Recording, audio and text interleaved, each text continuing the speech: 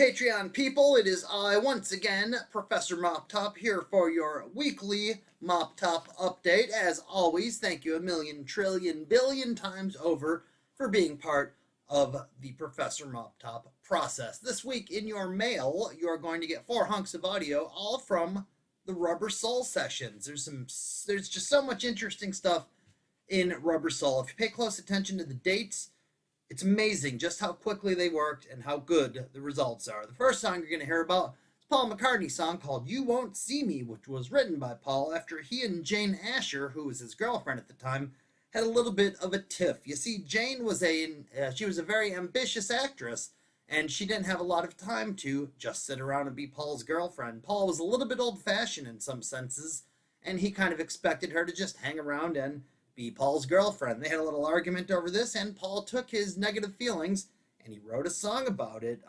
It was also inspired, the sound was, by the Motown sound. They wanted the drums to be especially poppy, as Paul said it, and it was recorded on the last day of sessions for the Rubber Soul album.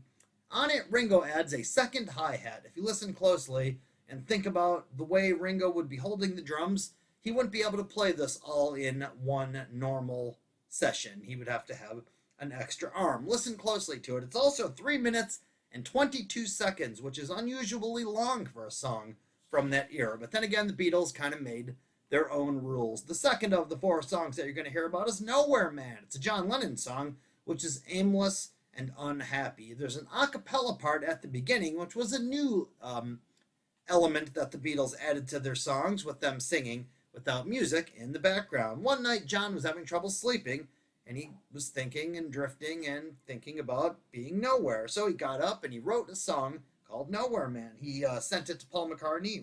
He showed it to Paul McCartney, and Paul was really impressed with it, and then they recorded it in the studio. Now, it's not specifically about love, which was a big step towards music for the Beatles. There's implied heartbreak, but it's not directly put, which was very intentional. They were trying to get away from strictly love songs. There's some cool overdubs in it, 3-part harmony from John, Paul, and George, and then John and George also play the guitar solo together at the same time. There's just one microphone in between the 2 amplifiers as they played it. In the UK, it was on the Rubber Soul album. In the United States, it was on the Yesterday and Today album, and it was performed live quite a few times. There's only a small handful of songs from the Rubber Soul album that actually were part of the live act. The third song you're going to hear about is Wait, which was a leftover from the Help album. In June of '65, during the final hours of the recording sessions of the Help album, they had a song called Wait. They quickly got through it, but they didn't think much of it, but they didn't throw it away. Near the end of the Rubber Soul sessions, they also needed another song, and they dusted off Wait and finished it up. Now, George plays a lead guitar on it, and he uses his tone pedal. He also added a second guitar, also with the tone pedal, and then a third guitar. So there's a lot of George guitars on it. It's very interesting how John sings lead on the track, and then there's some sections with Paul and John singing together, and then there's a couple of sections with just Paul singing. Ringo adds a tambourine, as they do on many of the songs from the album, as well as maracas. And then this was a song that they recorded, finished, and they never performed it live again. They had so many good songs, they could just play them once, record them, and then move on. And the fourth and final song that you're going to hear about this week is If I Needed Someone, which is George Harrison's second song from the Rubber Soul sessions. In 1965, the Beatles got to be friends with the guys in the Byrds, and they were big fans of a Byrd song called the Bells of Rimney, which is actually a song that was written by Pete Seeger, and he used a bunch of old Irish poetry for the lyrics. But George was more interested in imitating that guitar sound. He had the 12-string Rickenbacker, he had the song, and when they wrote it and when they did it in the studio, George was really starting to get confident about his songs that he had written. It's very cool because there's a double-tracked lead vocal, and then there's John and Paul providing some really nice background vocals on the song.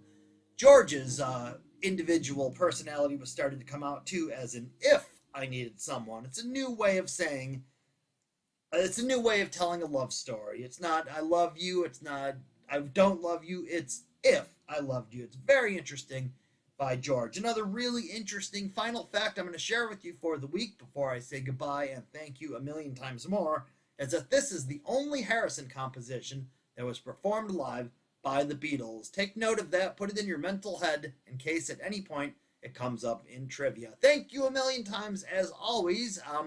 I will be sending another one of these in a week. I hope you always enjoy them, and I think you do. Thank you so much. I'm Professor Moptop.